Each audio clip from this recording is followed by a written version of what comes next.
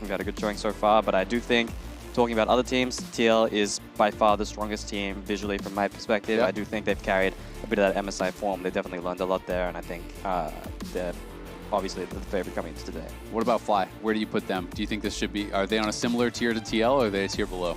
I just think that Fly really hasn't found the way to just take their foot off the gas yet. And I think it's a criticism they've received a ton so far, but it just seems like at some point in their game, there's so much volatility. They're so good in early game, and they're so good hands-wise, but at some point in the game, when it just becomes a little bit slower or a little bit more complex, they just haven't really had someone to just tell them, let's not fight this. And they're just because of the nature of how they play, there's just always a chance to throw a game. They need the dad in the room. They need inspired, you know, telling them, hey, don't go there. Don't do that.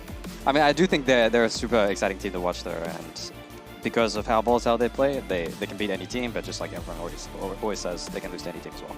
All right, well, let's go ahead and see how this one's going to shake out in the draft. We've got Shyvana banned first here by Team Liquid, respecting the fact that Griffin might go for that unorthodox jungle pick. We've also got the Cassio and Jace banned out. FlyQuest getting rid of multiple junglers, targeting Jose Diodo here with the Lee, the Jarvan, and the Nocturne. Ezreal is the first pick for TL. We've been seeing that a lot more recently. They're going to have Karma and Ryze beside it. Meanwhile, FlyQuest fast to lock in their own bottom lanes here with the Jhin and the Bard. Now, Isles, how do you feel about Ezreal Karma versus Jhin Bard?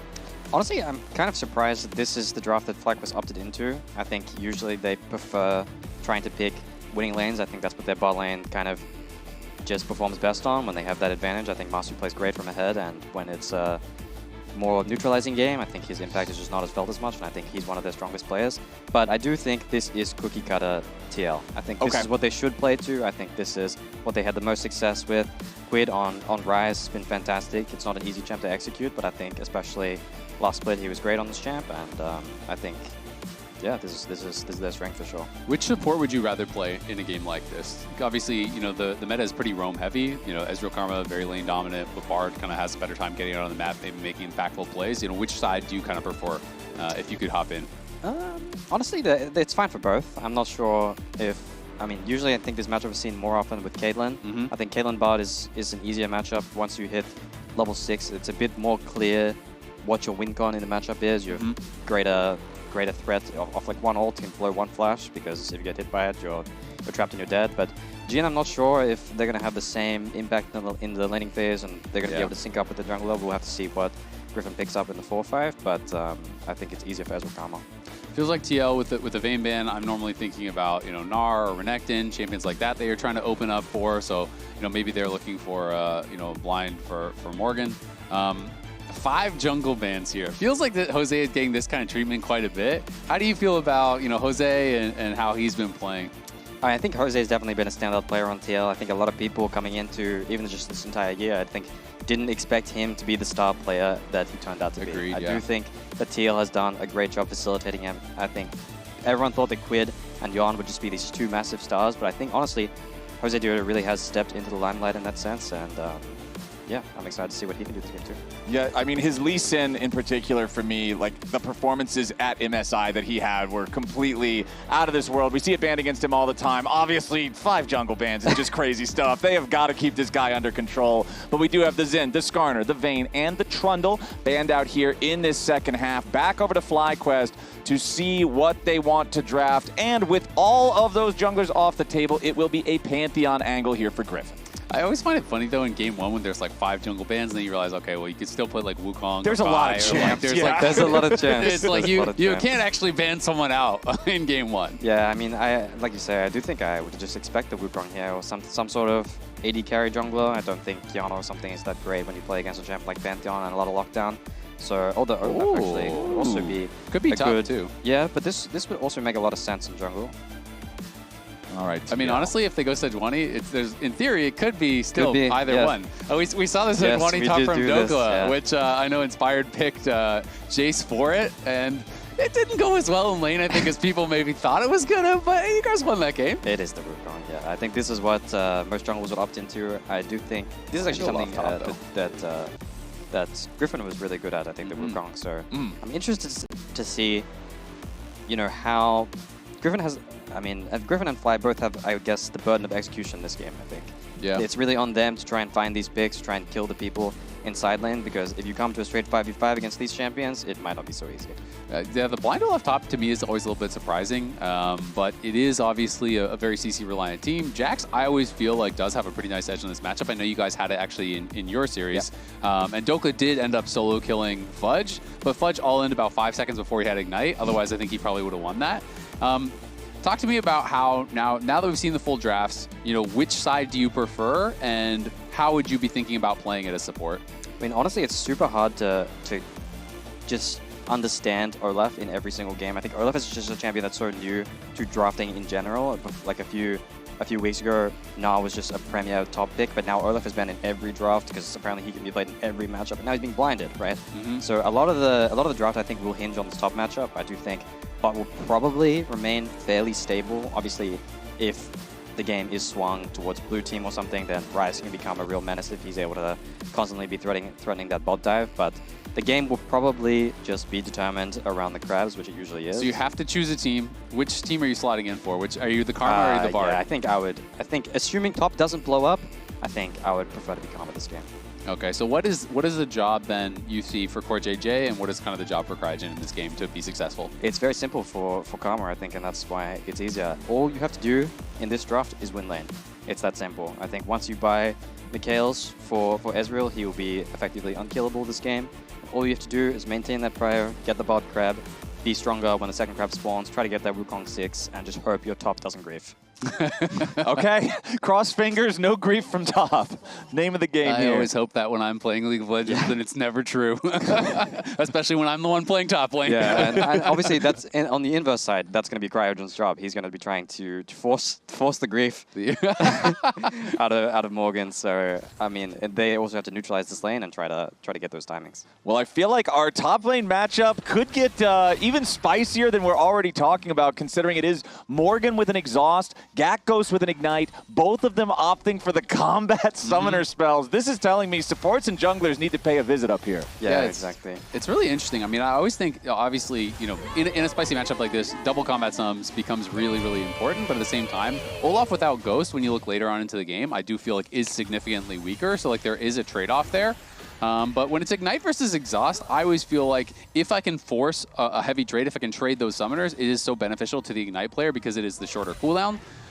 So if you can force that without dying, trade summoners, and then re-all in, and that's kind of what Fudge failed to do in the matchup against you guys, where they did actually trade those summoners, but then he just didn't quite wait until the Exhaust came back up. Yeah, that's especially true if Gakgos has opted for the Cosmic Insight. I'm not sure if he has, but we can check. Going from a 152 second cooldown to like a 241, it's a very big difference. Has Cosmic. That's a long window where Jackson have that extra pressure. Yep. All right, so we'll keep our eyes on Gakgos versus Morgan in particular. Taking a look at our junglers and where they're starting, you can see both of them starting off in their respective blue buff quadrants, now pathing towards those red sides, so they'll end up on opposite sides of the map. It does mean Jose is going to be down near this bottom lane. Yeah, I'm interested to see, I guess, what the plan is here from Griffin. I guess he'll just be taking the top grab and basing. It looks like the game will be fairly quiet. Cryogen, I think, did a good job. This is kind of the standard way to play this bot matchup, is just to trade all your HB and get a base off early, but seems like not much is happening first round. Do you want to see junglers try to make something happen early on? Obviously, it's more difficult for Jose because Wukong is generally one of those just farm until 6 when you have the Cyclone type of ganks. But even if Jose might not be able to make the most plays early on, CoreJJ sharpening up that blade. We're talking about a guy who for the long time was considered the best support in the LCS. We're talking about a former world champion from back in 2017. We're talking about a long-standing top-tier player here in North American League of Legends. And the question on a lot of people's minds right now, is CoreJJ back in peak form? It's hard to say, I think. I mean, well, top side, Morgan staying alive as the turret heats up, and Griffin nearly dies. He tries to flash back in, and then Morgan flashes right back after him. Isles, you were talking about what happens if top lane blows up? What happens if there's a blunder? What happens if the explosion, if the Claymore's aimed the other way? Because Morgan triumphs as Griffin tries to go for the style points and trips over his own 2 feet. And this is absolutely disastrous for the game. I think They dropped the wave. 바로 죽었나? 나이스 아웃플레이. 나이스. 탑 가줄게. 아이고 나이스. 오. Oh, it's a complete aura farm as well. just zero comms whatsoever. I mean, Morgan has absolutely turned this game into not a free win per se yet, but he's going to be able to do so much work if he does not fall behind this lane, and somehow he's managed to get a lead in this kind of matchup. I always feel like it feels so good in League too when you have a good play and everyone's watching and you're getting hyped up by your teammates. Everyone else is hyping you up while you're just silenced. He's just aura farming now. He's with just the locked box. in. Yeah.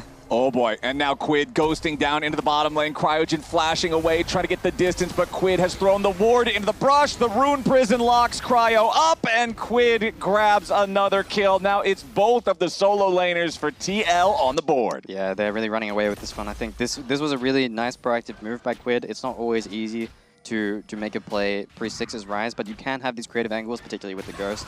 And Master did a good job of blocking the Karma Q, but it just wasn't enough.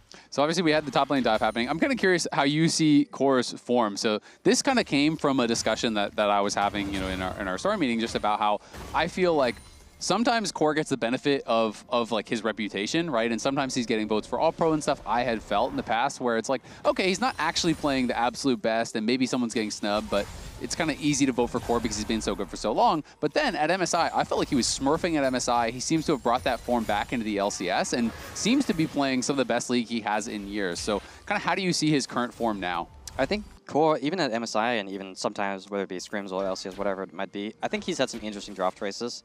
I think typically he opts in playing some of these more losing matchups, this like Rel into Bard type thing. I think he's had a lot of favor on, and he played that at MSI, and I think that went horribly. But sometimes he's just good enough, I think, and him and Yon as a duo are good enough in obviously this weaker competition in LCS at times, but he's been able to find success on gems like that. But honestly, I prefer him when he's playing these winning matchups or these even melee matchups, and I think that's where he really shines.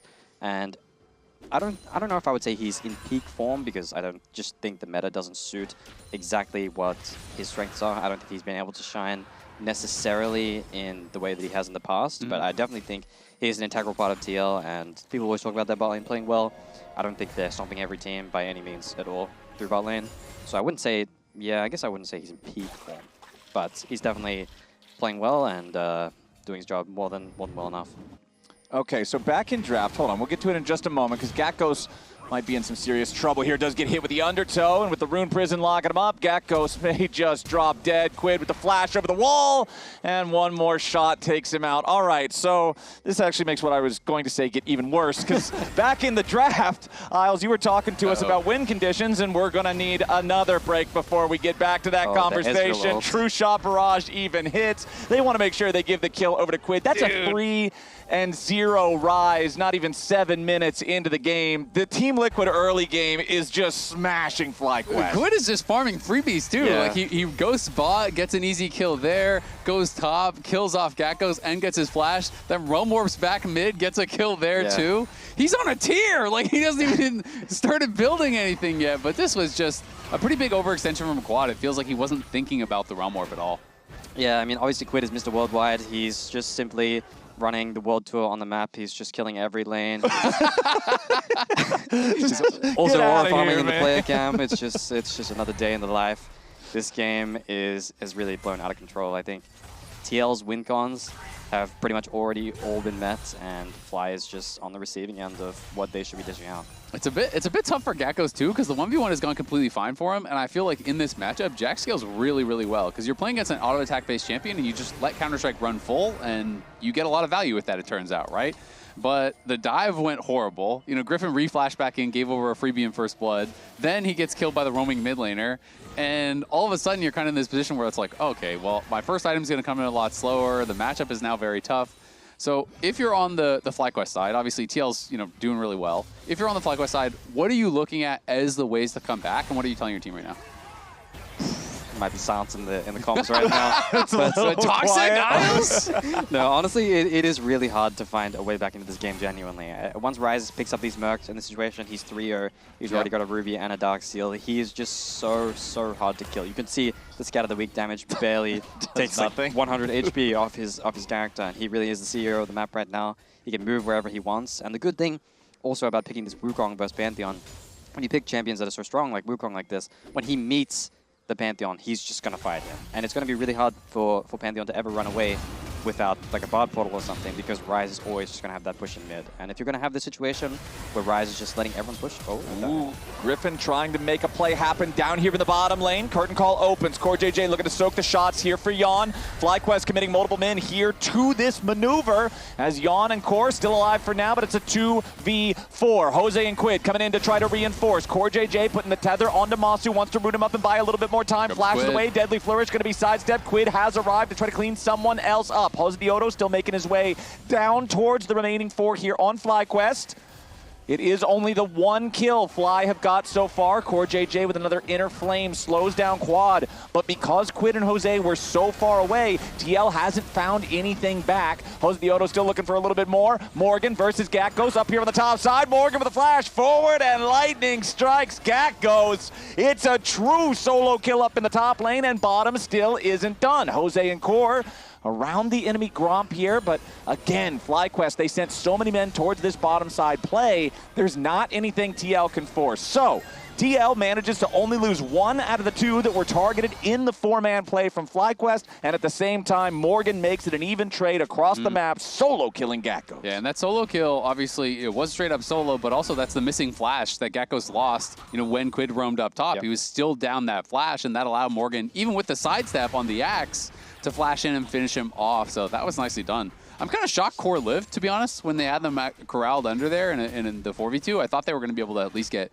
both of the TL bot laners. Yeah, I think this was actually a really good play from FlyQuest. Obviously, when the enemy team is doing the grubs and they have this really strong top side that it's going to be hard to fight into, you're going to want to try and find that trade angle. But I'm honestly a bit surprised that Quid let Syndra leave like this. I'm not sure if he was just scared for some reason about dying to Pantheon ult if he tried to like cover bot. But letting Syndra get this free move all the way down to bot without even using her teleport and getting behind your bot lane seems like something kind of went wrong. I do think that Yawn and Core, I'm not sure if they could have done something better to clear the bot wave. Obviously, they're playing against Pantheon. They have, and the enemy team has long range engage. But this is the really obvious weak side timer, and I think, honestly, this is kind of a big win for FlyQuest what ended up happening. You can see there, Jose thinking about the play on Quad, but the FlyQuest mid laner gets enough distance. He has his team rotating over towards him, so Team Liquid's not going to pull the trigger on that one. Jose Diodo flashing away from the curtain call shots, trying to escape here, but does get caught in the Tempered Fate. Jose, no flash available, defensive Cyclone, trying to make a little bit of space, but no, it's FlyQuest. This time, they find their man, and the timer is so important. It's right as the dragon is available, and FlyQuest have control over the bot side river with the enemy jungler dead. That's really nice, and I mean, Quid was moving up from bot side, started the Realm Warp, but realized he couldn't even go in. So it's another good play here from FlyQuest. They seem to be staying pretty active on the map. Yeah, super nice snowballing timer from Griffin. This is the time, particularly when you play against Wukong as Pantheon, you always get that Sundered Sky before the Triforce if the game remains even, and you got it even further, like even earlier, because of this nice play that they made earlier. So a great snowball into that. They're fighting on their strong timer. They managed to get a pick, get the Wukong flash out, and the Cyclone, which is really, really big for their game. They still have the Grand Skyfall available, which will allow them some real map control right now, which is what they're going to be enjoying now. I just feel like Olaf is going to be so tough to deal with, though. Olaf from behind is kind of very different champion from Olaf from ahead. And he did go Hexblade this game, but he already has Hexblade as well as the Tier 2 boots. And this is the team that is pretty reliant on CC for survivability on the FlyQuest side. It feels like Syndra and Jhin are going to have a really tough time. Yeah, it's definitely going to be on Cryogen later to kind of set up these portals in a nice way. People do really love this Bard versus Olaf matchup for that reason, that you want to try and just reposition versus him. It really helps these immobile champions. But obviously, when you pick the Olaf in draft and you see that you just blind pick it like this, your plan is to go even. And the fact that he's 1.6k gold up at 12 minutes, it's an understatement to say he's overachieving. So definitely going to be on Morgan to show up today. Yeah, that gold lead is pretty much the entire team gold lead up at the top of the scoreboard as everybody else sort of cancels one another out. One Drake to one Drake now. 3 grubs in the possession of TL early because that's when FlyQuest was making the 4-man play bottom side like we already mentioned. 2 minutes to go until we see the Rift Herald spawn. Isles, do you feel like maybe we take it slow, pump the brakes a little bit till then, or is there a reason for particularly FlyQuest, since they're behind, to try to make something happen before that next neutral objective? Well, this is kind of the FlyQuest timing, I suppose. Obviously, Jack's still yet to pick up his Triforce, so it seems like he is just slowly losing kind of to the Olaf. But I mean, it still is kind of FlyQuest timing to try and find something on the map. I don't think the onus is really on TL necessarily to try and find something in the game because they do have this team fighting insurance. I think when Karma and Olaf link up in the team fights, it's still going to be really hard. But it looks like we're posturing for a dive here. Yeah, he just lost his Counter-Strike, but maybe he can walk out. Yeah, no Counter-Strike available for Gakgos as Jose Otto's spinning around on him. Gakgos is going to fall as Morgan down here with the bottom lane, continuing to try to find his way out of this 1v2 situation. Make it a 1v3. Wow. They even send in the Grand Skyfall from Griffin, but he doesn't even get an assist because Quad and Cryogen manage to find themselves the kill. So Morgan does get knocked down for the first time this game. Gakgos now 0-3 and 0 on his Jax as top laners are targeted on both sides. Cryogen just smurf that though. I mean, obviously you can throw the ult right on top of Syndra and the Olaf because the Olaf is immune with the ult, and then he just kites out the Ragnarok, gets a stun right after it. That was really nice part play. Very well maneuvered, I agree, by the FlyQuest side. I do think as well, though, similar to the play that happened earlier when they had this bot cross map, I'm surprised that TL kind of let this happen. I do think diving this Olaf with 3 people maybe would work, but this Olaf was really, really strong this time with the exhaust. His flash was not available, but he will be able to stand under the tower, and I'm not really convinced that they could dive him, particularly with mid-prior and this type of thing. So I think this was a pretty big overstep for Morgan, all things considered. I mean, this is a little bit of cope, but I will say, when you're behind and the matchup is like the gold lead is isolated to one person, at least you can kind of say, all right, well, if Jax can be in a side lane and keep Olaf away, then our 4v4 isn't bad. Yeah. And like it is cope, but it's kind of not cope too, right? You know, it's like, hey, if you could be there to interrupt a TP or whatever, that can sometimes be enough. You're not going to be able to win out in that 1v1, but FlyQuest are in a decent spot as far as the 4v4 is concerned. Yeah, I mean, some strange things have definitely happened this game. It seemed like Ryze was out of control early game, and then when he should have been strong, he was somehow giving moves to Syndra. And now Syndra has actually gotten this gold lead that she's actually going to be really strong in this 4v4, like you say. If Olaf is not present, Syndra really doesn't have much of an answer when her flash is up. It's really not going to be easy to engage on her, but she's TPing top right now. Yeah, we got a TP coming in. Griffin showing up here as well. Cryogen goes on Magical Journey to try to block off Quid's escape, but Quid immediately repositioning as Jose and Core are coming in now. 2-man knockup from Jose's first cast of the Cyclone. Rift Herald also summoned as Team Liquid have Gakgos isolated from the rest of FlyQuest. Gakgos is a punching bag this game, man, and Team Liquid are getting their reps in. 0-4 and 0 on the Jax as FlyQuest now have to try to reposition down a man for the next 25 seconds. Rift Herald just slammed into the mid lane tier 1 turret as Morgan once more overextended. Has to try to use the flash and Ragnarok to get himself away. Turns it around, back at a Cryogen. Morgan just drain tanking as Quid arrives to try to back him up, but the scat of the week going to keep the Ryze away. Wants to step forward and lock up Griffin. That's a one-way ticket to Rune Prison, and he'll be buried there. TL come out on top yet again. Yeah, and that lead extending even more now for Morgan, 2.5K ahead here. Pretty good initial look from FlyQuest, but felt like maybe they kind of overchased a little bit, and TL's able to respond. I think this is exactly what you want out of the Ryze. This is what you expect. When you build these items on Ryze, these enhanced Merc Threads, and you just have the extra sustainability and the Ghost to just stay inside and just force people to come to you. If no one comes to you, you'll just be moving around the map and creating plays. So really nice job by Quid to bait the enemies into this overextension. And this is the TL win con, to get Olaf into this top lane, to get these even fights going, and this is what FlyQuest has to avoid. Yep, going to be able to be in a pretty good spot now here, TL, but they're looking for another potential dive. Everyone is moving up here. Jose's in the area, though, too. Morgan has his Ragnarok available now. It was just barely not ready to go when FlyQuest first started making this move. Jose Otto stepping forward. Ragnarok has already been used. Cryogen buying himself enough time to stay alive here only for a second. Morgan picks up the kill out of the Tempered Fate. 10-4 now for Team Liquid. Isles, I feel like this is what you were talking about back in the draft. FlyQuest, they're a strong team. You never really know what to expect, but sometimes it's that foot on the gas pedal just feeling a little bit too heavy. They're always still looking to make something happen. And once again, it backfires as Team Liquid come out on top in the kills. They get something across the map. Core JJ going to get caught here by the Deadly Flourish. Core a little overconfident in his positioning there. Does get punished by Masu and Quad. That at least slows TL down a little.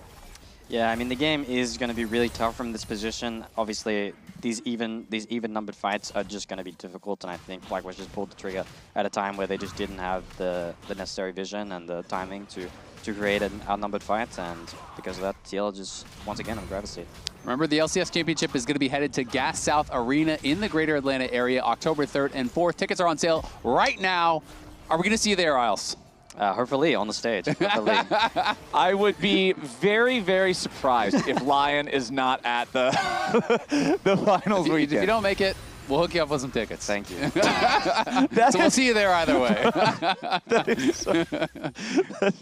Don't worry, man. If your team crashes and burns, we'll make sure we can get you. Thank you so much. Thank you so much. Yeah. Do you know what? I always feel like when I look at total gold, it sometimes makes it more sad than just looking at, oh, he's down 2.9K. You realize he has about as much gold as the supports, right? Like, Jax has just finished his Triforce, and people are on 2 core in some of these cases. It's not a great look for Gatghost. I've yet to see this Jax vs Olaf counter pick work. People do keep claiming that Olaf cannot be blind picked, but once again, Olaf has been blind picked. And once again, it turns he's out completely 1v9, so we'll have to see. Beginning to think maybe it's time to reconsider the Olaf position, as Masu might want to reconsider his position. Team Liquid making a move on the enemy AD carry. Quid will not be stopped as they step forward to give this kill over to Yon. Cryogen gets away on a magical journey, just barely surviving. But the Team Liquid death ball, when everybody gets together, is very, very scary stuff. Cryogen will not be sniped down by that true shot barrage, but it's just another play where Team Liquid assemble everybody, they get 1 or 2 kills, and they're strengthening their position in the game. Go better. Pantheon based. Guys, we can look Jin or something. Oh yeah, I'm watching. I'm watch. Yeah, watch. No flash G. He's dead. Nice. Perfect. Let's play fire. Keep focusing on fighting. Pantheon, first. He's not bad too. So close to the kill on Cryogen there as well. That last Mystic shot chasing him through the magical journey, but couldn't quite catch up. All right, we're 5,000 gold ahead for Team Liquid. Half of that is on the Olaf. I feel like the only angle here for FlyQuest to try to find a fight that works is you've got to find something where Olaf is not. Yeah, it's just going to be so difficult to do that right now. He does not have the teleport, but it really kind of is that stage of the game where, especially with the dragon coming up in 1 minute, it's kind of obvious where Olaf needs to be. I don't think that FlyQuest really has some sort of threat on, like, hitting the Nash, I guess, while no one is showing. It's actually TL that's going to be starting it up, it looks like. All right, not a particularly fast take on the Baron, but it does demand an answer from FlyQuest. Exactly. They want Fly over here. They want them to have to answer. Griffin jumps over the wall. CoreJJ going to be your target. Scatter the Weak from Quad gets a rampage before anything else even starts, but Team Liquid really still wants to try to take the 4v5. Masu getting chased down by Quid, but he does create enough distance to get himself away. FlyQuest, they find the opportunity to jump in and steal away a quick kill without Team Liquid getting anything in response. Sadly, they can't take anything else off the map because of it. Still 30 seconds until that Drake spawns. CoreJJ is about to revive, so now we start playing for positioning around this next Drake that spawns. We've been talking about a fed Olaf. We've been talking about Jose Diodo being a menace in the jungle. Wukong and Olaf both love Cloud Soul. And if Soul Point for Team Liquid becomes reality for FlyQuest, this game just got a whole lot scarier. Yeah, I mean, a bit of an overconfident step forward from Core, but I think this death is going to be largely inconsequential. Yeah, I mean, it's going to be really hard to find a good fight here when TL all grouped up like this. Obviously, Griffin searching off the side for Quid, but in this 5v5, there really is just not really going to be an easy angle, I think, at all. True Shot Barrage only. Look at mid. Only tapping Griffin's health bar there as Team Liquid decides to utilize this opportunity to find the pick on a quad. Yon just goes point-blank range there with the arcane shift as Jose Diodo grabs the kill on Amasu. Gat goes trapped inside the stasis in the middle of 3 Team Liquid players, and that's 3 FlyQuest body bags all over the jungle. Team Liquid, they didn't even break a sweat. Yon got a little bit low, but he did it forcing that first kill on the enemy mid. And now Team Liquid with a 5 versus 2. They're going to force their way into the enemy base. Mid lane inhibitor turret down. Mid lane inhibitor targeted by the minions. But TL doesn't care about that a lot. They are going to go ahead, get themselves out, take the Realm Warp back over towards the Baron pit. They end up kind of smashing their faces into the wall on accident. Didn't get quite enough distance there on the Realm Warp, but it's TL going after the Baron after breaking open the enemy base. 9,000 gold lead. This one is all but done, my friends. Yeah, I mean, there's absolutely no hope for FlyQuest at this point. I mean, it was going to be a super, super tall task, I think, to come up with any fight at the Drake, and I think TL were aware of that. Jan was so confident he even thought that he could just hit the mid tower while his team just dances with them at the Dragon. Really, the ball is just in their court. There's just nothing that Fly can really do from this position. Yeah, it was pretty well played by TL. I mean, they just forced a response mid, and it felt like Quad maybe wasn't aware that they could be there, but it felt like they didn't really have any control of their own jungle, so walking through that angle seems super risky. He gets insta-killed, and like that is basically the backbreaker, it feels like, at this point. So FlyQuest's going to keep trying. You can see they're going to try to set up some sort of a pick here, but it is hard to imagine realistic fights where the TL carries die. Yeah, these champions are just too tanky, too mobile, all the flashes up that are really important. The Mikhail is always at the ready, so this battle shouldn't really amount to anything at all. All right. Quid still just fine as Griffin tries to jump in. Hosdioto taking the most damage now as he is shut down by the Unleashed power. So Quad's going to grab a kill on that one. Morgan chasing through the magical journey, but he does not have the Ragnarok any further. Quid decides to flash forward, makes it a double kill with a pick onto Cryogen. Jan scattered backwards, but there is no orb to guarantee the stun. Now TL, they got a 2-for-1. They lost Jose in the process, but considering FlyQuest is injured, they have to regroup back on the fountain. TL still has the Baron. They're going to use the opportunity, rotate everybody up to the top lane. Take out the tier 3 turret there before they make their exit. Jan gets away with the shift over the wall, escapes that Scatter the Weak yet again, and TL is going to head home.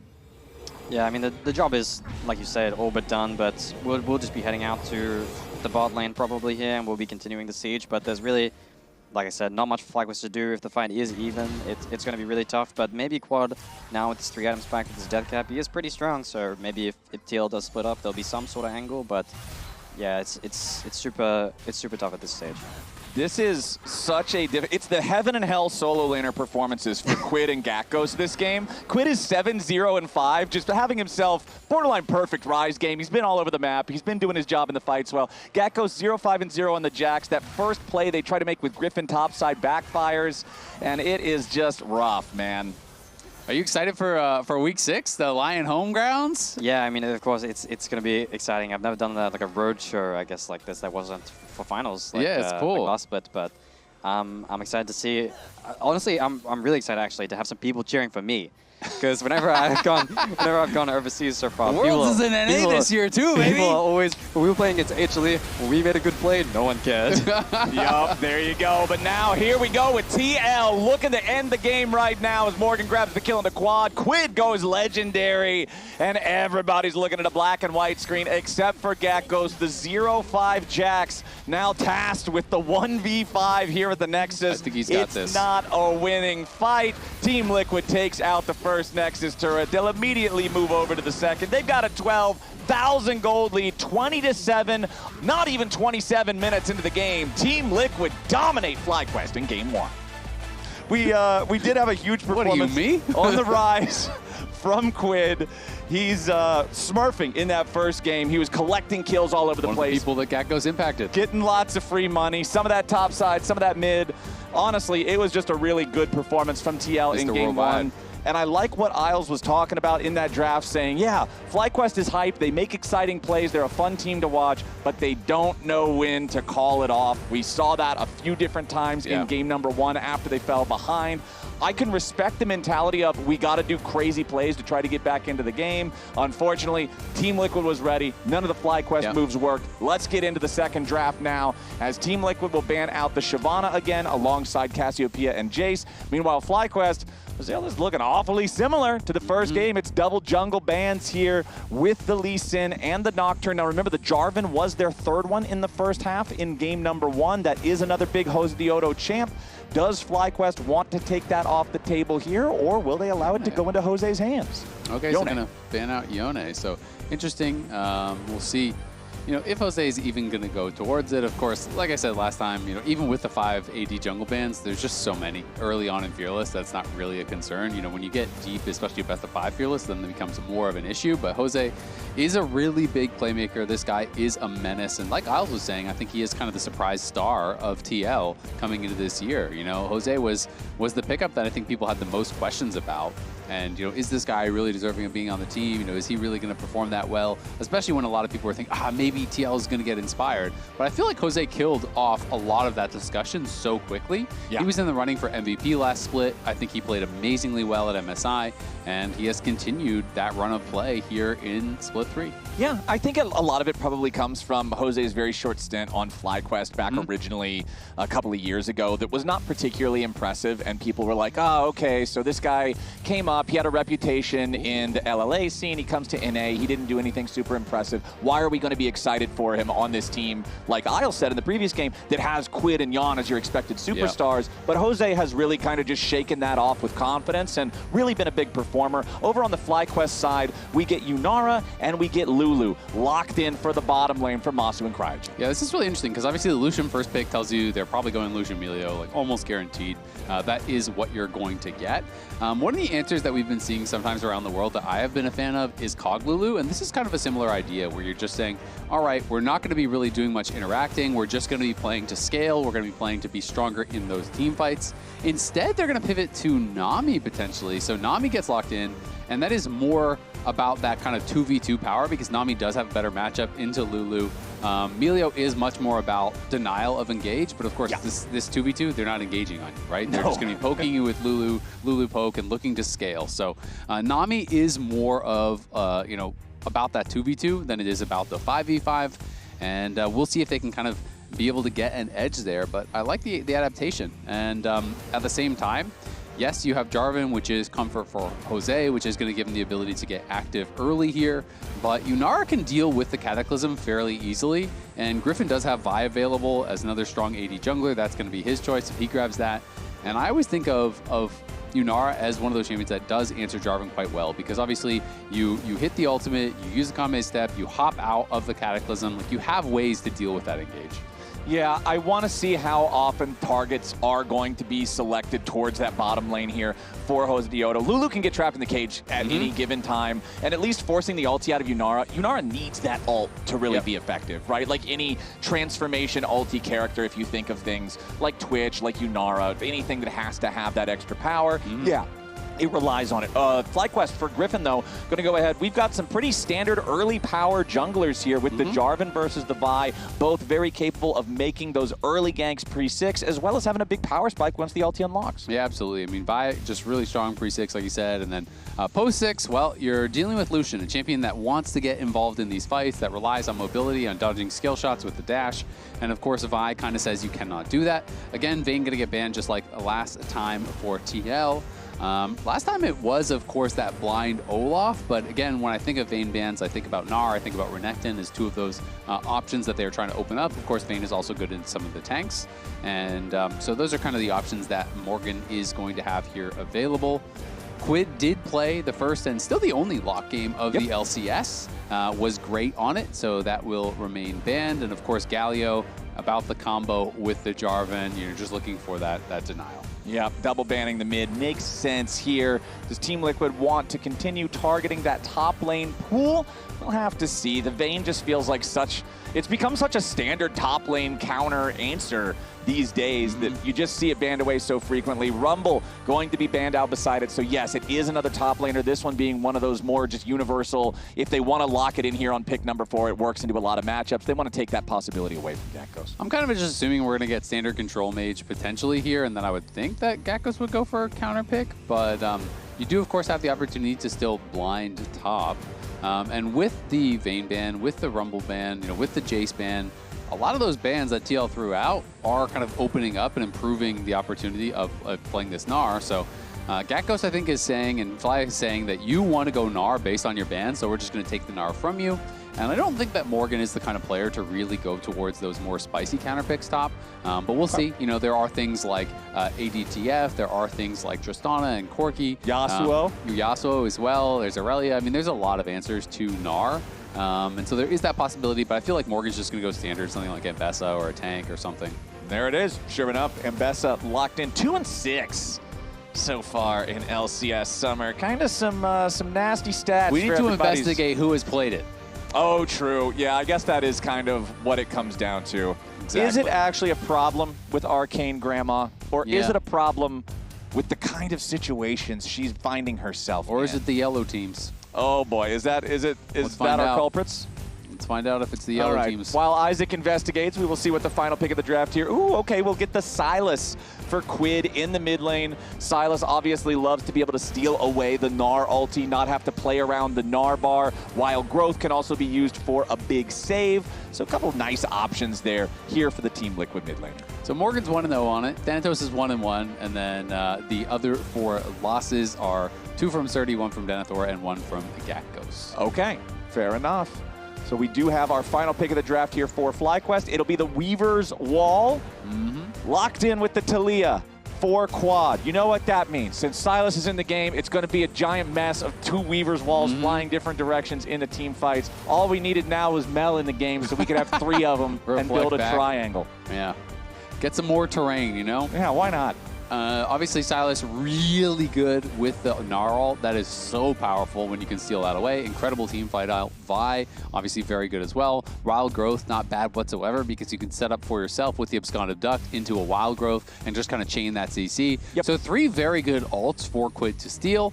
Of course, TLAW is just kind of whatever, and you're just, as most Sylas matchups are, you're basically just trying to farm and survive and get ready for fights. Well, if nothing else, you can also steal the TLAW one to follow her if you think she's trying to shove and make a roam down the bottom lane or whatever along those lines, right? I also really like when you have a champion that makes terrain decently sized terrain. I'm not talking about that little dinky Ornn rock or the Trundle stink pillar or whatever. I'm talking Anivia walls, TLAW walls, something with some real brick and mortar to it. I love that when Gnar is locked in as one of the teammates. Does Cataclysm count?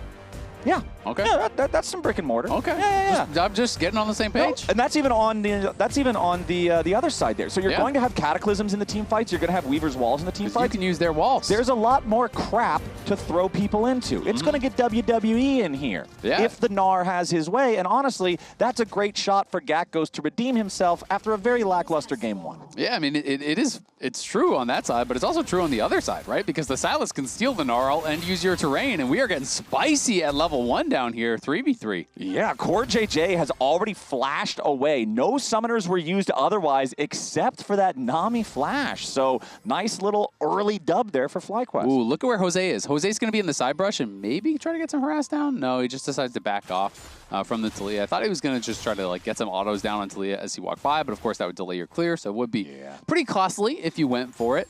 But you can see really that bot lane skirmish is all about the wards in that side brush, trying to deny those wards down on the bot side to be able to play for side lane control. Because when you are in these Enchanter versus Enchanter matchups, it is actually such a big deal to be able to have that vision in the side brush. And as a result, TL do have double wards, but FlyQuest with that flash advantage, they do trade out the heal and the barrier, and they get the push. All right, FlyQuest with control over the bottom side. Back in draft number 1, Isles was also talking about how he thinks that Masu is one of the best performers on FlyQuest when he can play from an advantage, when he can play from a position of strength. The team can look really good. Jose Diodo is down here, though, as FlyQuest are about to try to crash this wave into the turret. We'll see if Team Liquid can get a punish as Jose hits level 3 after clearing out his Krugs. Now, he is going to walk past the ward in this pixel brush, so FlyQuest, aware of the presence of Jose, might be at least able to grab a summoner spell here. Flag and drag combo, sidestepped by Masu, but he still has to flash. Jose Diodo ready for the flash, follow! And there it is, FlyQuest pushing up. Even though they had the ward, Azalea can't protect them because Jose and Jan are ready to go bloodthirsty there for the first blood. Yeah, Masu and Cryogen were winning out in that 2v2 just ever so slightly, but they couldn't fully crash the wave. Jan and Core were hitting it enough, were keeping it off the tower, so there were those 3 minions alive that did not actually crash. It made Masu and Cryogen stay around long enough that Jose can look for this gank. And honestly, I don't know. It's always hard to say in these moments, but I feel like even though Masu avoided the flag and drag by stepping down, I think that killed him. I think he just has to accept it, keep moving up, and flash. Because that step back closes the gap between him and Yon and Core JJ, allows them to get extra damage in. And I feel like in a situation like that, it is always a tough call because you're like, oh, I can just dodge this. But when Jose flag and drags slightly above you there, it pushes you into the DPS of the Lucian and the Nami. And if he just flashes, even if Jose flash follows, I don't think that Yon and Core can actually close that gap and probably kill him. Which means that Jose is making the objectively correct decision, right? Even if your opponent makes the call to outplay you, it's still putting him in a more compromised spot. That's why ability placement is actually so important in League of Legends, right? It's so much about this. And Masu trying to hold the wave off the tower. We know that Griffin is behind them, but not really an angle to do anything here. Griffin's still staying around, though. He's spending a lot of time on this. Yeah, if this doesn't pay off, it's going to be pretty costly, I would assume, for Griffin, who goes in with the ball breaker, and Yon just immediately dashes out of the way. So no true pressure here. No summoner spells had to be spent on that one as Quad tries to escape. Hosdioto's pathing towards him over here in mid. So yeah, Griffin, he camps out. He's hanging out in that jungle for a while. But Team Liquid stay calm enough. They just walk it off. Yeah, I mean, it's pretty well played. They know they have the stacked wave, and I'm going to be honest, I feel like when Masu is really fighting into that wave and holding that, TL got a bit suspicious, right? And now Jose's behind him. Yeah, Jose has decided, all right, you guys want to bring junglers into this? Let's bring junglers into this. Hosdioto is taking a little bit of damage from Masu and Cryogen back. Got to be careful, though. Bubble is not going to hit onto Masu as Griffin flies in there with a vault breaker and punishes TL's aggressive positioning. Nicely done from FlyQuest. Griffin's finally going to get paid there. Quid goes in, tries to use Abscond Abduct to grab on the Cryogen, get a kill at the very end of things, but the flash from the Lulu keeps Cryo alive. Yeah, it is going to keep him alive. Obviously, the untold story there off camera, Masu loses another wave to the tower, and Masu does not get the kill. And when the wave crashes on the tower, the wave pushes away from you generally. So we'll see how those minions do kind of equalize down in bot side. And you know, if it does end up being bad for Masu, because Masu, of course, is down both sums. Yon has his barrier back, and the wave is going to be pushing to TL as expected. So TL is going to be still, you know, it's going to be beneficial for the bot lane 2v2 that play, even though Griffin did get a kill.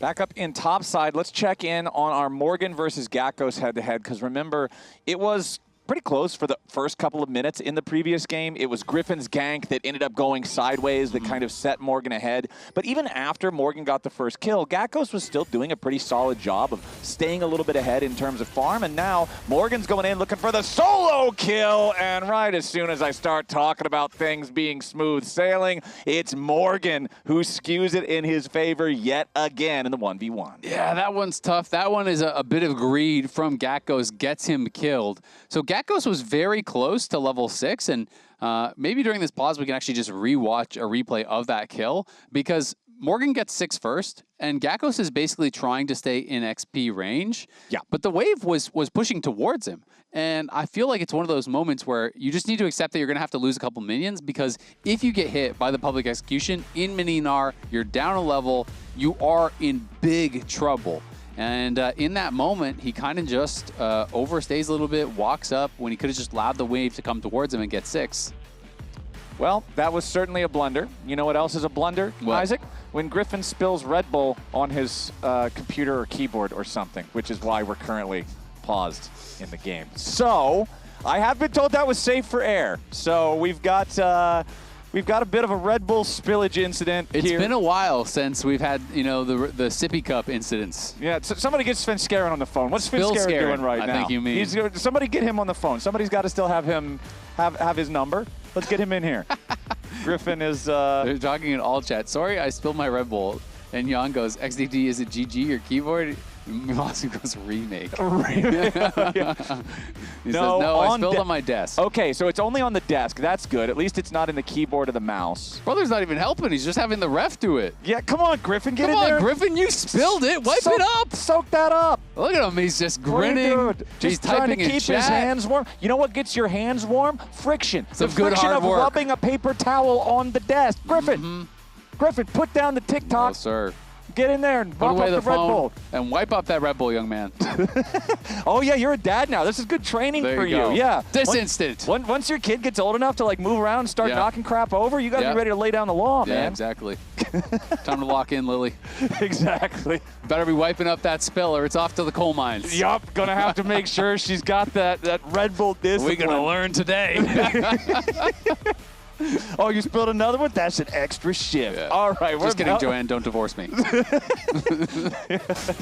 It's all a joke. It's a prank, I promise. All right, we're back into the game. The Red Bull has been mopped up. Team Liquid is up 700 gold and a single kill. And the big winners so far in this game are Jan and Morgan with those 2 kills. As Jan and Core JJ's pressure in the bottom lane with the Lucian Nami remains ever present. Jan, of course, one of our players who does have the Lucian thumbs up. He's got the check in the box. There's a lot of players historically in North America that are not allowed to play Lucian. Jan is one of the ones that has earned the right. Yep, he's got his Lucian card for sure.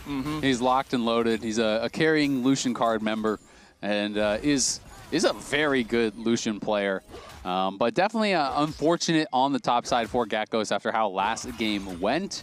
Was a bit of a silly death, and you know, if you're going to greed for that XP and you see the public execution was coming in, got to flash it, but not only did he not flash it, he then flashed late, and the flash follow was there for the solo kill, so it's kind of egg on your face in both ways, right? You know, you died, you lost your flash, and it was very avoidable. You know, when the wave isn't frozen, sometimes you just got to take your L and lose a few minions and wait for it to come to you. And I feel like in League of Legends, even if it's just, you know, playing your own ladder games in solo queue, that's one of the most frustrating feelings in a game where right afterwards you realize, like, I could have flashed beforehand. Yeah, it sucks to lose flash, but I would have been alive. I probably would have even had most of my health bar still intact. I used the spell anyway because I was getting too confident in my own abilities, and now it's a real punish, and now the whole game feels so much worse. And that's the tough thing about League of Legends in general, right, is that League of Legends is a snowbally game. It is not something where you're like, okay, it's fine, I'll just do the same thing next time. Because next time the person has more gold, and sometimes even if you play the fight just as well, you just lose, right? Yeah, it's like, okay, he's got extra longsword now, so I guess I don't win. Yeah, so it does get very tough. Morgan has opened up a nearly 700 gold lead. Morgan, who just extended his contract, by the way, till I think 2028. 2028 it said, yeah. With TL, so he's locked in. Team Liquid really liking Morgan's performance so far, as Masu is not liking Jan and Core JJ's aggro down here. The Lucian Nami, again, just playing in the face of the Yunara and Lulu as they try to scale. Hosdiodo does have Cataclysm unlocked, level 6 here on the Jarvan. Jan very close to level 6 on his Lucian, so the culling could also be a factor here soon. Hosdiodo is going to see Masu and Cryogen exiting that brush. He will interrupt their opportunity to recall, further slow down their ability to get back into lane. Core JJ still helping Jose, who uses the Dragon Strike before the flag to get the full damage, but not jump in underneath the turret range. As Quad tries to make his way down here now to find a punish. Griffin is also walking down through the lane. Quad is not going to get the Weaver's Wall that he wanted, and Jan has that culling that I was mentioning he's almost at the level 6 marker for. Quad gets caught in the bubble now. The Aqua Prison throwing him up into the air. Griffin is seen, and now Team Liquid knows, okay, it's a 4-man group from FlyQuest down here on the bottom side. We got to try to get away. Griffin leading the charge. He's got the ulti here on the buy. Tries to go in, wants to target Jan. Jan gets flicked back by the seismic shove. Nicely played as Masu collects the money. Hosdiodo trying to get away now, pathing up towards the enemy jungle, but Griffin's ready to chase him down. Griffin grabs another one. FlyQuest, 2 for 0 here so far, but Quid has made his way into the fight. He brings down the chains on Quad, gets one back for TL. Game tied 3-3. Quid still trying to escape. Cryogen. Griffin going underneath the turret, but he takes a ton of damage. The Aqua Prison doesn't hit, and Quid's got to be careful with his cooldowns. Cryo, Griffin, and Masu all still trying to get away from this. Very low mana bars available. Core JJ still looking. Quid right behind him. Abduct isn't going to hit the target, but the Aqua Prison does. Cryogen hit by the tidal wave, and that's another kill. Back over to Quid. I feel like I've been talking for 2 minutes straight, but as the dust settles, we went from a 2-1 game to a 4-3 game, so it's another 2 for 2 overall, I believe. Hold on, we're not done yet. Core JJ looking to grab the kill on Masu. One more auto attack in the air. Gets it done by the seismic shove. Back on the Nami. Makes some Team Liquid sushi in the bottom lane. And FlyQuest is eating good. 5-4 game still favors TL. Look at Core and the player cam just laughing it up, man. The fight both begins and ends with those interrupted recalls. And Jose is just ruining the lives of this FlyQuest bot lane. Masu and Cryogen have been doing fine in the 2v2, but the level 3 gank that gets them, and then they stack the wave, they trade aggressively, they call down their jungler, and on a timing where Masu and Cryogen would have a decent recall, they wouldn't even lose that much. Multiple times, they're just watching everything die to the turret because Jose is interrupting them over and over and over and over again. And it is becoming such a problem here. And even with FlyQuest calling down multiple members to try to fix the issue, the damage has already been done because you can't get those minions back. Yeah, this is a 1,500 gold lead for Team Liquid with only the 1 kill advantage. Means those gold advantages have to come from somewhere, and a lot of it is out of Masu's farming. The Yunara, you already said, man, it needs to scale. This is a hyper carry champion. And Yon is just making sure that every time he steps up to the wave, he regrets the decision. Yep, and I mean, it's not just the gold, right? You're saying, oh, 650 gold, that's not that big a deal, is it? Well, they're an entire level down in both support, basically, and AD carry, right? So it is both the gold in pocket as well as the base stats that you have from being up all that experience. So this is a really rough position now for FlyQuest, and they have got to play so safe because they know that Jose could be there. And it's only going to get worse because look at Yon's inventory. A cull on the Lucian. This just means he's already feeling that confidence, that extra pressure from Jose Diodo, allowing him to buy this item that's going to spike his economy even further ahead. As let's take a look at our general map state here. 11.5 minutes in. It's 2 grubs to 1 for the side of Team Liquid, so no full-on grub state favoring one team or the other. First Drake of the game still hasn't been taken, 11.5 minutes in. Kim Drake first, nobody cares, man. This guy, he is just not the most popular mythical creature on the Rift, but Quid's making his way down into the bottom lane now. Only about 60% HP on the Sylas, did have the stolen wild growth. Timer was about to run out, so he just pops it on himself there. Heads back over to mid. Jose Diodo also hanging around here on the control ward. Griffin is nearby, shadowing this potential play. Masu's recall is interrupted by the tidal wave. Yon committing everything just to clear out the minions in time. Quid still hanging around. It's a 4-man dive play coming out from Team Liquid. Make it 5. Aqua Prison hits Masu when he's already dead as the play starts, but another nice seismic shove. Looking to take down Jose Diodo, who will fall, but Quad dies in trade. Now Griffin in the middle of everybody. It's a double kill back over to Yon, and he's racking up bodies. Morgan chases Cryogen away. Gakkos may have arrived, but he arrives only to join his friends in death. Surely about to transform into Mega Gnar now. Still 4 players from TL here. Morgan still with a full health bar ready to go. Gakkos is underneath the turret, and it looks like Morgan's going to be the one leading the charge, taking the turret aggro. Gakkos tries to get something back, flashes away to keep himself alive, and he still dies to Quid at the very end. It's a slaughter in bottom lane, and FlyQuest are the ones finding themselves behind again. I mean, this is just crazy, man. This is just an everything gap, and TL are making FlyQuest look silly. Masu, I think we're going to watch him die again. Yeah, that one was certainly a little bit silly. Masu, all game long, they have said, let's get Yunara. And then he steps up forward right when he thinks they're going to change the plan. I'm sorry, sir. The plan has not changed. Yeah, I got to feel bad for Masu and Cryogen, though. This is one of those games where you are just getting camped to high heavens, man. Yep. Your top laner made this mistake where they get solo killed. That lost all prio on top side, and you are getting 3-man over and over and over and over. Your recalls are getting interrupted by tidal waves, by everything. You know that it's coming, but Talia is here too late. Masu pops the ulti, but does not dash out of the bubble in time. Just goes down basically for free, and that pretty much guarantees that this is going to be a lost fight. Gakkos arrives, but the TP is so much later than Morgan's, and not able to really get anything done. Oh my god, beauty. Beauty. Malgo flash. Beauty. Beauty. Exactly. I agree. That was some beautiful sequencing there from Team Liquid to get what they came for. And here you can see a performance between spring and summer by Team Liquid's AD carry Yon as TL again steal away FlyQuest pieces. Exactly. Isles mentioned it, but last year when TL was doing poorly, it was always kind of like, yeah, TL's not looking that good, but Yon though. But what if Yon carries? But what if Yon pops off? Because he had been playing so well. And then this team was kind of rebuilt around him, and he just has not really performed very well so far this year. Even at MSI, when I think back to these great moments against T1 where they were almost winning, I think of Yon kind of falling short in the team fights, not playing to the level that we have come to expect of him. But that has not been true so far this summer. He has been looking excellent. And that's a big reason why they're in conversation for best team league. But right now it's Quid who's in danger. Griffin leads the charge. The flick right after. The damage onto Quid is enough. As over the wall, the flash won't matter. Griffin's ready to follow the TL mid laner, and they get their pick. Now Quad wants more. Tries to ride in the Weaver's wall, block off Yon, who dashes through the unraveled earth, and another beautiful Aqua Prison coming in from CoreJJ to turn the play. He finds two suspended in midair. A double kill back over to Yon as he takes out Masu. And even when FlyQuest finds something good, Azael, Team Liquid simply finds something better. FlyQuest, they need to go get an X-ray, man. There's lead in their foot. They can't take it off the gas pedal. Yeah, it's looking really, really tough. And I mean, it's hard to blame when they're this far behind. You got to just kind of send it. Griffin is the only strong one on their team. And he did, going into that fight, have something like a 1.3K gold lead over Jose. But the problem is everyone else on TL is that much ahead or even further ahead. So they have completely lost control over this one. This one is looking like another stomp. And FlyQuest, well, I think people were very excited about coming into this split, who's looking at this team as a potential Worlds contender here. I mean, we heard it from even Thinkart himself. You know, he told me straight up that they would be going to Worlds.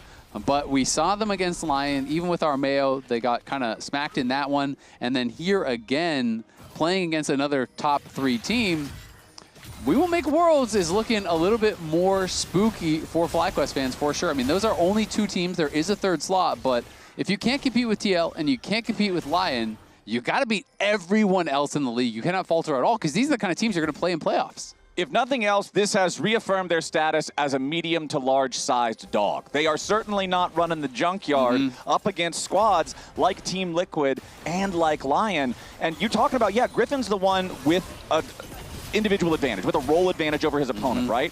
But the sad part is, it's Jarvan versus Vi. Both of these champions, they're monkeys in rocket ships headed for the moon. You're not going to land that rocket ship. You go in and die, and then the rest of your team mops everything up. You don't want that to be your one point of strength. It's not going to win you a team fight, and that means that Team Liquid just again can utilize this massive 7,500 gold lead. They will force down the tier 1 turret here in the mid lane. They're going to slam Shelly almost into the tier 2. A nice smite from Griffin mid-charge prevents the Herald from being able to farm more money off of those plates. This is just Team Liquid controlling the entire rift. All right, gut check. Does Masu have more or less gold than CoreJJ? Less. All right, let's check. Checking in. Survey says... Oh, no, he's 500 ahead. ahead. It's a 500 difference between the Yunara and the Nami. That's about all that needs to be said. Yeah, there. Yeah. I do love the gold difference for that. The total gold difference is crazy. I was looking, I was like, Core's very ahead. Core almost has 2 items. Does he have more gold? And Masu just based and got a Zeal, so, you know, it's not looking quite as sad, but he got that Zeal, and Yon is on 3 items. And Serpent's Fang being one of them, he's clearly just looking to snowball here, and I think he has everything he could possibly need to do that. I think CoreJJ might have more damage against champions at this point in the game. We can look. We have the technology. A lot of spells. Survey says so far. Yes, he does. CoreJJ is 200 ahead. Oh, baby.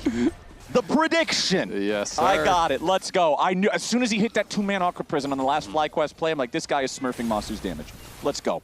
Gakgos, trying to get away now, knows that there's no chance for him to try to stand and deal with this Team Liquid move towards the tier 2 turret up here in the top side. TL just going to bulldoze this one over. They've got the 2 grubs for the extra damage. They got everybody here hanging out right now, just looking to make sure that nobody stops them on the FlyQuest side, so they'll force that objective down, head on back out. Yeah, I mean, I feel like the most grim part of the damage rankings there was the fact that Gakgos was below both the supports in a range versus melee matchup. So that's a bit of a tough one, right? He's had a tough time. You know, Masu and Cryogen have been outplayed by Core and Yon, but at least they have the cope of like, it was team gap. Everyone's down here. We got chain camped. But Gakgos does not have that same fallback here, and the entire map has fallen apart. TL are just pushing forward, taking everything on both sides of the map, getting vision for everything.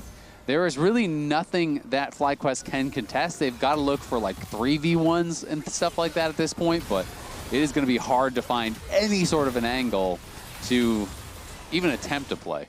Yeah, it's just super rough at this point. I mean, we talked about how Gat goes into the previous game either 0-5 and 0, 0-6 and 0. I don't remember if he died the one last time at the very end or not, but still was not able to find himself on the board in that one. And here in game number 2, it's the same story. Been a very rough series for the FlyQuest top laner today. Morgan telling a very different tale, having a great time up there, getting that solo kill in this one, having a better sense of awareness and positioning for that massive play bottom lane that both TP'd down. He was there first. He was the one who had the real impact in the fight. And this series has been a stomp, but this has actually been a pretty good rivalry, you know, since 2024.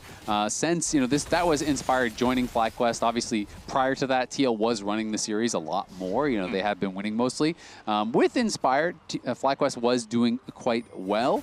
Now, Inspired obviously has left. He is on Lion. FlyQuest, though, you know, rebuilt with this new roster with a lot of young players, and they have been trying to scale, try to keep this rivalry going. These two orgs have been meeting in a lot of finals over the last couple of years and a lot of big matches over those last couple of years, and FlyQuest definitely do not want to fall behind. Yeah, I feel like for a long time it was kind of like the TL and C9, the blue teams were kind of the leaders, and then, you know, once Inspired switches over to FlyQuest, they became one of those title contenders, and it really did feel like, yeah, this was a rivalry that was going hard back and forth. You brought up the stats. Yeah, it's super neck and neck, but right now it seems like Team Liquid are locked in, and FlyQuest is just not on a comparable level right now. FlyQuest earlier, when TL were forcing down the tier 2 in the top side, Fly just got a Drake. Now they're trying to go after Quid, who pops his stasis through the arm guard to survive the initial engage. Masu, Wild Growth down to 400 HP, trying to get himself away, but the stolen cease and desist will stop him in his tracks. Cryogen has to try to escape now, but yet again, it's both bot laners on FlyQuest dead as the whole Team Liquid crew comes for the bounties on their heads. It's negative bounties at this point, man. You've killed them so many times. They got to be worth 100 gold. Team Liquid, they're heading over to Baron. Yeah, they are heading over to Baron, and I mean, yeah, you did look for the fight there on a Quid, but they didn't even get him low, and engaging on him just gave him the vial to be able to find Masu, kill him off. The Baron will not even be looked at here from FlyQuest. They're just gonna give it up, and it feels like 22 minutes in, 8.5k gold lead, Baron on their side. Yeah. I could easily see the game ending during this Baron buff. I feel like pretty much any fight they take will be a winning one. I feel like it's kind of difficult not to win from here. With just this much of a lead, with the composition that you have, being able to have Ambessa and Jarvan full send it in, Silas being able to steal a Gnar ult or a Vi ult or a Taliyah ult to join up with them, and your 80 carry is nearly 5,000 gold ahead. I don't even need to comment on this. This is Quid farming a wave, essentially. Just grabbing a free kill on the Cryogen there in the enemy jungle. That Lulu is out of the picture for only 25 seconds because his level still isn't particularly high when you're a support on a team that's this far behind. Yeah, that's a... Yep. That's what it is. You're going to be back on the Rift here soon. And so is Team Liquid. Unfortunately, they are right back onto the Rift, and they are barreling down the bottom and mid lane simultaneously. It's Yon and Quid. They're doing a 2-3 split here, making sure they have plenty of pressure on whichever spot FlyQuest is not defending. However, the waves are not crashing into the same places at the same times. Tier 2 turret going to be left alone as Masu does get hit by the abduct. Stolen Wild Growth going to keep Quid alive for now, but he has evolved that arm guard into a full-on Zhonya's Hourglass, so he just goes stasis to drop the turret aggro again. Tier 3 turret forced down. Masu killed off. Inhibitor already gone. Bot lane inhibitor turret, your next target. It's a 5-man TL push. They don't even need the second lane of super minions, honestly. They know they got a 5v4 for the next 20 seconds. The next wave, they might just try to force down the Nexus, but no, they will ultimately go back towards that inhib. You can see Morgan putting in the work on this one. First Nexus turret about to fall right next to it. Inhib gone, Nexus turret gone. It's 4 men in a turret trying to fight for their lives on the FlyQuest side. Masu finally revives. This will be FlyQuest's last stand. They group up. They find a flick onto Quid. Remember, there is no stasis available on the Silas any longer. Morgan tries to jump in to provide a little bit of protection, but with both solo laners chunked out, Team Liquid are now backing away. FlyQuest, they smell blood. They're trying to get that opportunity to go in. Morgan flies into the back line, putting the pressure on him. Hosdioto's ready to follow up. Defensive Mega Gnar coming out from Gatgos. Hosdioto, a couple more auto attacks onto Griffin, wants to try to finish him off, and he plants the flag on his corpse. Masu barely staying alive, as finally they will take down the Jarvan. FlyQuest at least get one, but Core JJ's on a killing spree. Quad's dead again. It's Masu and Gatgos versus everybody on Team Liquid. Masu gets ran over yet again. Yon is dominating. 21 1-7. Gakkos falls. Team Liquid smash FlyQuest to wrap up the week. Holy, TL are looking good, man. The way that I feel like Jose and Core are playing together has been so impressive. This bot lane dominance from Yon and Core JJ, smashing the 2v2, having the jungle help to really extend that advantage further, and it just feels like TL are clicking right now. And I have got TL and Lion, man. That series, that is circled on my calendar. Gonna be in week 6 at the Lion homestand in Mexico. And I feel like that is the matchup at this point that everyone is gonna be looking at.